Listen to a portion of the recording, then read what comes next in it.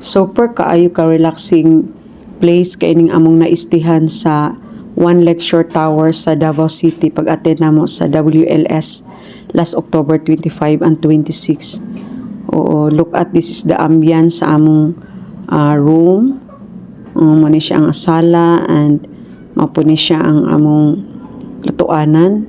Nalipay kay ko kay ni offer kay ako munyeka nga siya ang magluto sa among breakfast.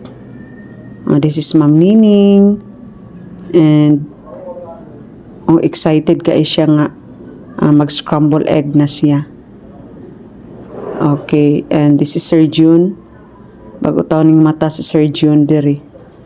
Mura ra gid mga igsuon tanan and we are Team Heart. So happy kaayo ang Team Heart nga naigo lang gid mi sa isa ka room. Tama lang gid ang duha ka bedroom namo and sa sala pod pwede man pod siya tulugan.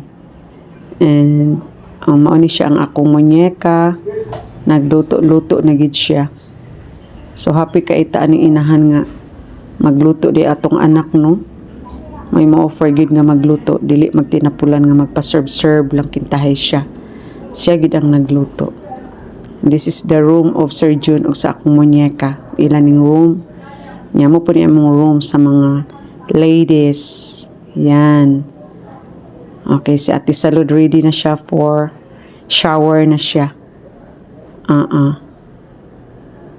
Wow, relaxing place. Kuano po to si Ma'am Nining.